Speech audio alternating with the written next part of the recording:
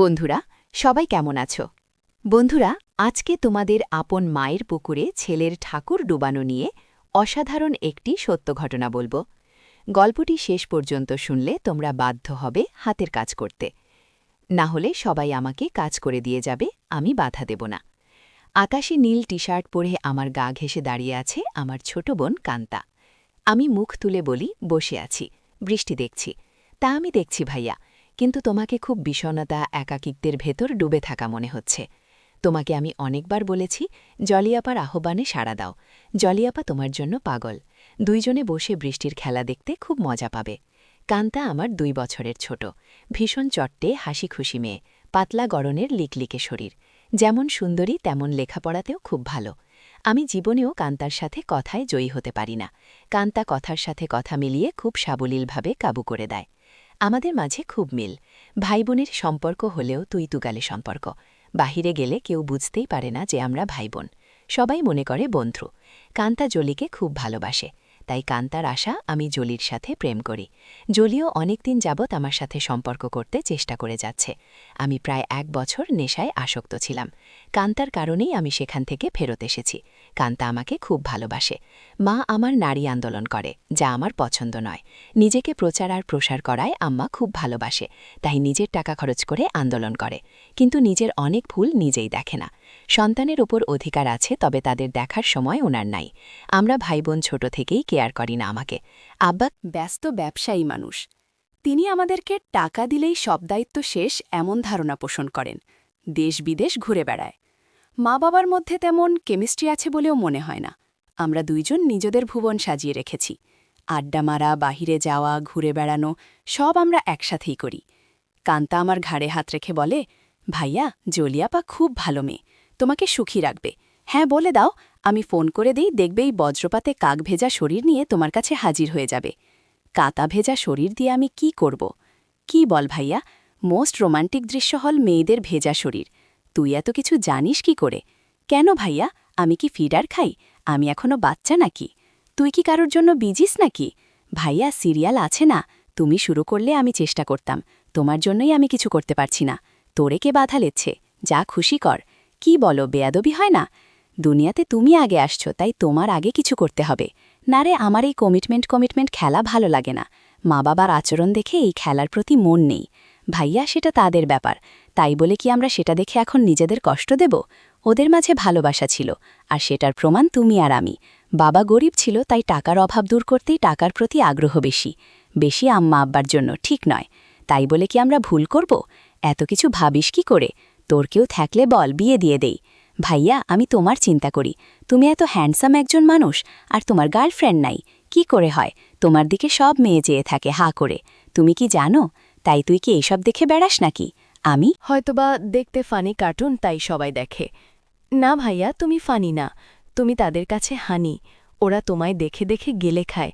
যা কি বলেছিস ভাইয়া, তুমি আছিলেই খুব হ্যান্ডসাম, কিন্তু সেই ফিগারটাকে কাজে লাগাচ্ছ না। ইচ্ছা করলে অনেক মজা করতে পারো। কি করে? একটু এফর্ট দাও, দেখবে প্রতিদিন তুমি বেড ডেটিং করতে পারবে।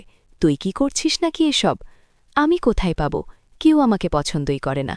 সব সময় তোমার সাথেই থাকি। অপরিচিত সবাই মনে করে তুমি আমার বয়ফ্রেন্ড। ভাই বোন হলেও তো আমরা ফ্রেন্ডের মতোই চলি। ফ্রেন্ডের মতো, কিন্তু বয়ফ্রেন্ড না ভাইয়া। তবে তুমি আমার ভাইয়া না হলে জোর করে হলেও তোমাকে বয়ফ্রেন্ড বানিয়ে নিতাম।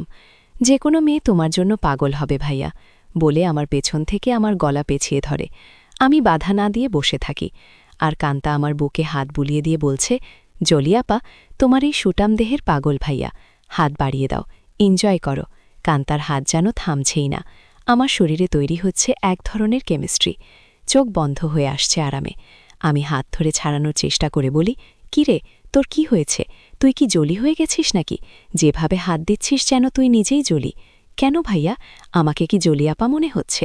আমি তো জলিয়াপারও মতো না। কে বলছে তুই অনেক সুন্দরী? কে আছে তোর মতো এত সুন্দর? আমি যদি তোমার বোন না হতাম, তুমি কি আমার সাথে প্রেম করতে? অবশ্যই করতাম। তোর মতো রূপতী রাজকন্যা পাওয়া ভাগ্যের ব্যাপারও। কান্তা চট করে আমার সামনে এসে বসে আমার 2 পায়ের ভাকে আমার দিকে চেয়ে থেকে বলে, ধন্যবাদ ভাইয়া, তোমার কাছ থেকে কমপ্লিমেন্ট পেয়ে আমি অনেক খুশি। You deserve a kiss from me, বলেই দিয়ে দেয়। আমি কিছু বোঝার আগেই, কি করছিস কান্তা? কেন ভাইয়া, ভালো লাগেনি?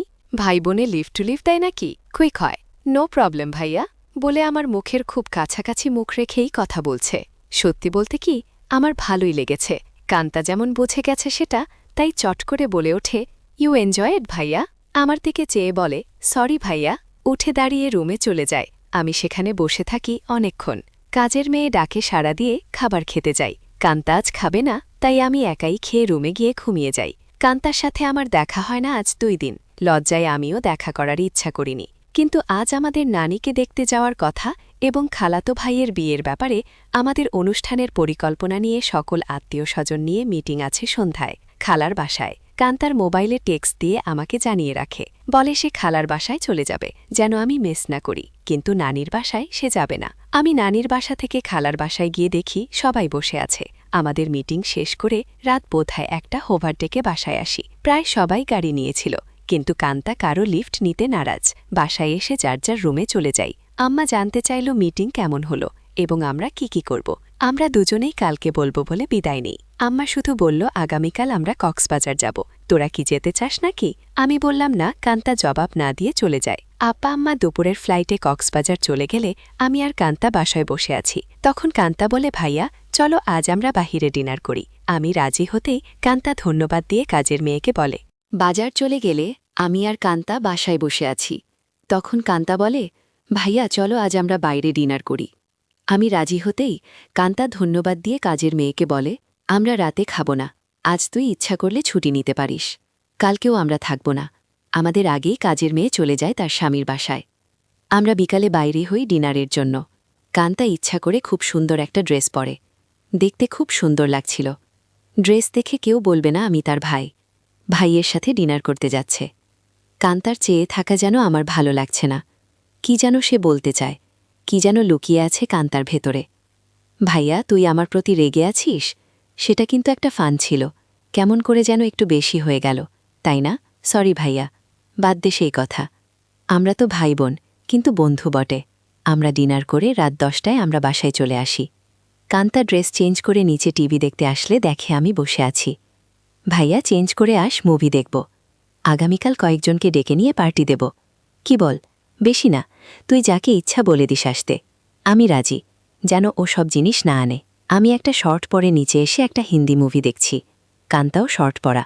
মা বাবা না থাকলে আমরা প্রায় সময় তা পড়ি। অনেকক্ষণ কান্তা কোনো কথাই বলেনি। অন্য সময় মুভি পছন্দ না হলে বা সাউন্ড বেশি কম নিয়ে ঝগড়া করে। আমি প্রথম কথা বলি, কিরে কান্তা কফি খাবি? দাঁড়াও ভাইয়া, আমি বানিয়ে নিয়ে আসি। বলেই কিচেনে চলে যায় এবং কেটলিতে পানির সুইচটা দিয়ে অপেক্ষা করে। আমিও গিয়ে পাশে দাঁড়াই আর বলি, তোর মন খারাপ নাকি? কিছু তো বল না ভাইয়া। আমার সেই ভুলের জন্য খারাপ লাগছে। কি যে বলিস, কি হয়েছে? আমি কিছু মনে করি নাই, ভালোই লেগেছে। ভালোই লেগেছে কথাটা বললাম কারণ কান্তা যেন সহজ হয়। একটু তোমার ভালো লেগেছে? তা আমি তখনই বুঝেছিলাম কফি নিয়ে আমরা সোফায় পাশাপাশি বসে টিভি দেখছি। কান্তা আমার গাড়ে মাথা রেখে বলে, ভাইয়া তুমি আম্মা আব্বাকে বলে আমাকে বিয়ে দিয়ে দাও। এত তাড়াতাড়ি বিয়ে করতে চাস কেন? আমি না ভাইয়া, তুমিও করো। আমাদের তো আর লেখাপড়া করে চাকরি করতে হবে না, তাহলে এনজয় করি, কি বলো? দেখলে না তুমি আমার সাথেই কি মজা পাইলে? ভাবি হলে তো আরও পেতে নাকি? কেন, ভাবির কি 2টা মুখ? আলাদা মজা লাগত। আরে না ভাইয়া, মুখ একটা, জিহবা একটা, ছাড়াও মজা লাগার আরও জায়গা আছে। আর সেদিন তুমি আমাকেই ভাবি মনে করে তোমার হাত অন্য জায়গারও খুঁজেছিলে। কান্তা আমার কোলে মাথা রেখে বুক চেতিয়ে শুয়ে পড়ে। বলছি, জলিয়াপাকে কালকে ডাক দাও আর ইচ্ছে মতো হাতাও। অনেক বড় বড় আছে জলিয়াপারগুলো, আমার এত বড় দরকার নাই, ছোটই ভালো। ছোট ভালো বলে আমার গুলির থেকে কোনো জোরে দেখছ কেন? কি বলছিস? আমি কোনো জোরে দেখছি তা তুই কি করে বুঝলি? ভাইয়া আমার মাথার নিচের থেকে সংকেত দিচ্ছে, আমি টের পাচ্ছি। বলি হাহা করে হেসে উঠে বসে আর বলে, ভাইয়া আমি এখন জলিয়াপাকে ফোন দেই। এই ধূপসি মোটা জলি আমার লাগবে না। তোমার কি আমার মতো শুকনা কাঠ পছন্দ? তবে জলিয়াপা কিন্তু এক্সপার্ট, শুনেছি খুব আনন্দ দেয়। আমাকে অনেক কিছু শিখিয়েছে বলে আমার চোখে চোখ রেখে কেমন একটা ইশারা দেয় আর বলে, তুমি কিন্তু আমার বুকে হাত দিয়েছিলে ভাইয়া সেদিন। কি করছিস কান্তা, তোর কি লজ্জা নাই? কান্তা আজ বসপা কাজ করতে লাগল। আমি বললাম, কান্তা তুই কিন্তু অনেক দূর চলে যাচ্ছিস।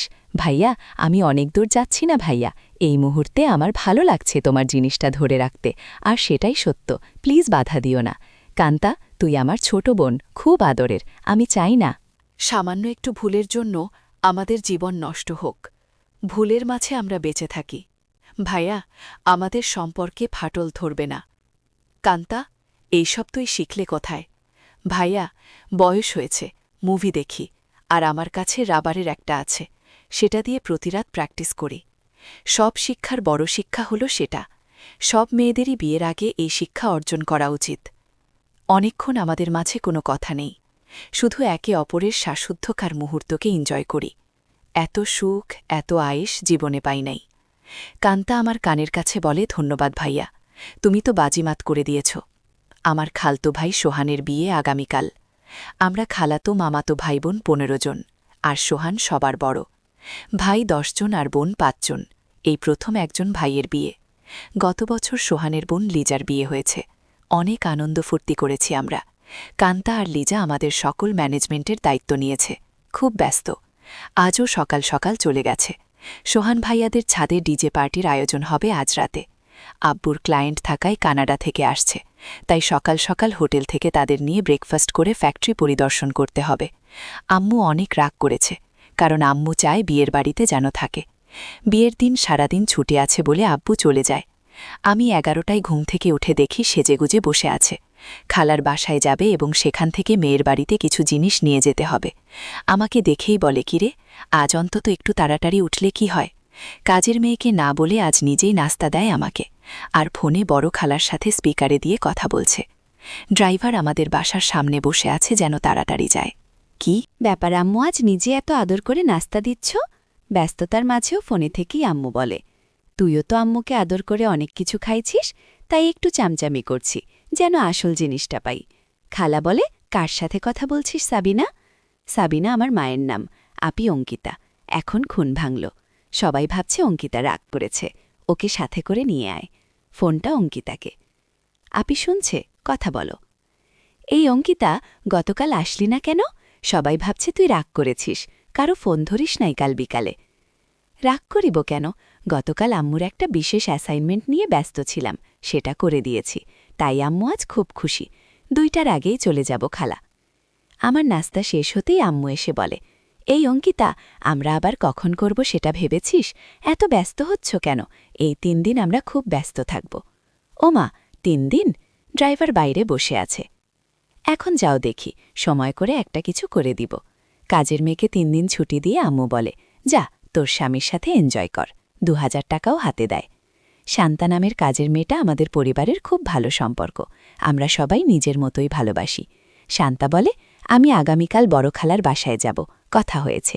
আমি খালাকে বলেছি কাজের সহায়তার জন্য। তাহলে তো খুব ভালো, আমাকে না জানিয়ে তোরা সব ঠিক করে ফেলেছিস। খালা আমাকে চিঠি দিয়ে দাওয়াত দিয়েছে, অনেক কাজ আছে না? সোহান ভাইয়া অনেক ভালো মানুষ, তাই ওনার বিয়েতে সাহায্য করতেই হবে। ঠিক আছে, যা। বাইরের ড্রাইভারকে গিয়ে বল, আমার 5 মিনিট লাগবে, তুইও দাঁড়িয়ে থাক, তোকে নামিয়ে দিব। আমাকে আম্মু বলে, অঙ্কিতা একটু উপরে আয় তো, তাড়াতাড়ি বলে, সিঁড়ি দিয়ে চলে যায়। আমি উপরে যেতেই আমার বলে, অঙ্কিত, যেতে মন চাইছে না, তোর সাথে এনজয় করতে মন চাইছে। এখন যাও, কথা দিলাম, আজ সন্ধ্যায় কিছু একটা করে দিব। সত্যি দিবে তো, নাকি জোয়ান মাইয়াদের পেয়ে আমাকে ভুলে যাবেই? আমার শিরায় শিরায় আগুন জ্বলছে। কথা দিলাম ডার্লিং, আজ অনেক দিন পর আমার শখের বাইকটা বাহির করে ঠিক সময় খালার বাসায় পৌঁছে যাই। বাড়িটা খুব সুন্দর করে সাজিয়েছে। গুলশানে এমন 3তলা বাড়ি আর সামনে পেছনে বাগানবালা বাড়ি খুব কম। একপাশে বাবুর চিখানা বানিয়েছে, সেখানে মিতু আপা দায়িত্বে। যার যা দরকার মিতু আপা অর্ডার করে। আমাকে দেখেই বলে, এনিথিং স্পেশাল লাগবে? না আপু, সবার স্পেশাল থেকে একটু একটু করে চেকে নিলেই আমার হবে। ভেতরে ঢোকেই কান্তার সাথে দেখা। ভাইয়া এসেছিস? চল উপরে যাবি, ছাদে আয়োজন কেমন হয়েছে দেখবি, বলে টেনে উপরে নিয়ে যায়। সাথে সাথে অনেকেই যায়। খুব সুন্দর হয়েছে। পার্টি কখন শুরু হবে? 6টায়। সময় বোটাই শেষ। কান্তা সবাইকে বলে, এই তোরা সবাই নিচে যা, খাবারের কি খবর দেখ। আমি ভাইয়ার সাথে একটা সিক্রেট কথা বলে আসছি। নিশা রাগ করে বলে, এক বাসায় থাকো, সিক্রেট কথা বাসায় বলে আসতে পারো না? যা, পাকনামি করবি না। যখন আসছি ভাইয়া ঘুমাচ্ছিল, এই সিক্রেট কথাটা না বললে কাজে মন দিতে পারছি না। কান্তা আমাকে এক কোনায় নিয়ে বলে, কি খবর মাই হিরো? রাতে টায়ার্ড ছিলে তাই বলে কি দরজা বন্ধ করে ঘুমিয়েছিলে? সকাল থেকে ছটপট করেছি, জানি তুই ডিস্টার্ব করবি, তাই বন্ধ করে দিয়েছিলাম। ভালো ঘুমের জন্য ভাইয়া আমরা 1 বোতল শরাব নিয়ে আসছি, রাতে খাবো, খাবি নাকি? দেখা যাক। কান্তা মুচকি হাসি দিয়ে চলে যায়। জমে উঠেছে আমাদের ডিজে পার্টি। সোহানের চোখে মুখে আনন্দ। 3 বছরের প্রেমিকা তিন্নি বউ হয়ে ঘরে আসছে। মা বাবা ভাই বোন বন্ধুবান্ধব মিলিয়ে প্রায় 15 জন মানুষ ছাদে খাচ্ছে, গল্প করছে, মিউজিক শুনছে, ড্যান্স করছে। আমার কাছে এইসব আনন্দ খুব বাড়াবাড়ি মনে হচ্ছে। টাকা পয়সা নষ্ট। দেশে অনেক গরিব আছে, সেই দিকে খেয়াল রাখা উচিত আমাদের। আমি কথা প্রসঙ্গে সোহান ভাইয়ার সাথে শেয়ার করি। সোহান ভাইয়া উঠে দাঁড়িয়ে মাইকের কাছে চলে যায় এবং মাইক হাতে নিয়ে বলে, লেডিজ অ্যান্ড জেন্টস, আমার ছোট ভাই অঙ্কিত এমাত্র আমাকে বলল ওর কাছে এই পার্টি খুব বাড়াবাড়ি মনে হচ্ছে, আমরা টাকা পয়সা খরচ করছি। অঙ্কিতের কথাটা আমার ভালো লেগেছে। আমি আমার ব্যক্তিগত ফান্ড থেকে 5 লক্ষ টাকা আমার খালা ছাবিনার মাধ্যমে গরিব অসহায় মহিলাদের সাহায্য করব। সবাই হাততালি দিয়ে সোহান ভাইয়ার চেয়ে আমাকেই বেশি ধন্যবাদ জানায়। আম্মু আমার কাছে এসে বলে, অনেক খুশি হয়েছি। আরও বেশ কয়েকজন এই ফান্ডে দান করেন। প্রায় 30 লক্ষ টাকার প্রমিস হয়। আম্মু মাইকে গিয়ে সবাইকে ধন্যবাদ জানিয়ে বলে, কি করে সঠিকভাবে এই ফান্ড ভালো কাজে ব্যবহার হয় সেই জন্য অঙ্কিত সোহানে আমার সাথে কাজ করবে। সোহান ভাইয়া আমাকেই দায়িত্ব দিয়ে দেয় যেন আম্মুর সাথে কাজটা সঠিকভাবে করি। আম্মু আবার আমার কাছে এসে বলে, আর দেরি সোহন হচ্ছে না। আম্মু, পাগল নাকি তুমি? কান্তা আমাদের পাশে এসে বলে, কি খবর ভাইয়া, আম্মুর নতুন পার্টনার হয়ে গেলে। আমি কান্তাকে বলি, তুই ইচ্ছা করলে আমাদের পার্টনার হতে পারিস, বিনিময়ে কিছু দিতে হবে নাকি? আমাকে কিছু দিয়ে দিস, হয়ে যাবে। এই কথাই তো আম্মু বলছিল, আর তুই চলে আসলি। দিয়ে দিব, নিয়ে যেও। পার্টনার হতে চাই বলে চলে গেল। আম্মু আবার বলে, এই অঙ্কিত কিছু বলো না, আমার এখন চাই। এখন কোথায় কি করে হবে, শত শত মানুষ। জানি না, তুই একটা কিছু কর, নয়তো সবার সামনে খুলে ধরব। আম্মু কথা শেষ করতে না করতেই ফোন বেজে ওঠে। আম্মুর খুব ঘনিষ্ঠ বান্ধবীর স্বামী কার অ্যাক্সিডেন্ট করেছে, আম্মুর সাহায্য চায়। আম্মুর পরিচিত হাসপাতালে আছে, ওদের অবস্থা তেমন ভালো না। আম্মু সবার কাছে বলে কিছুক্ষণের জন্য যেতে চায়, সাথে আমাকেও নিয়ে যেতে চায়। সবাই তাড়াতাড়ি চলে আসার কথা বলে দেয়। কান্তা আমার পাশে এসে বলে, ভাইয়া কি খবর আম্মু? দেখি তোমাকে ছাড়া এখন চোখে পথ দেখে না। কি ব্যাপার? আম্মু কান্তাকে বলে, তুই যদি যেতে চাস চল আমাদের সাথে। না আম্মু, তোমাদের ডিস্টার্ব হবে আমি গেলে, আমি এখানেই আছি। সোহান ভাইয়ার ড্রাইভার আমাদের নামিয়ে দেয় হাসপাতালে। আম্মু ডাক্তারের সাথে দেখা করে বলে, উনি আমার রোগী, আপনারা চিকিৎসা করুন, টাকা পয়সা আমি দেখব। আম্মুর বান্ধবী শিলাকে সান্ত্বনা দিয়ে বলে, চিন্তা করিস না, ঠিক হয়ে যাবে, তোরা কোনো টাকা দিস না, আমি পরে এসে সব ঠিক করব। তোর কাছে টাকা না থাকলে বলিস। সোহানের বিয়ে, বাসায় বহু মেহমান আমার জন্য অপেক্ষা করছে, আমি এখন যাই। আমরা একটা ট্যাক্সি করে সোজা আমাদের বাসায় চলে আসি। আমার রুমে ঢুকে আম্মু বিছানায় গিয়ে আমাকে বলে, কই তুই, আয়, আমাদের হাতে সময় নাই, মাত্র 1 ঘন্টা সময়।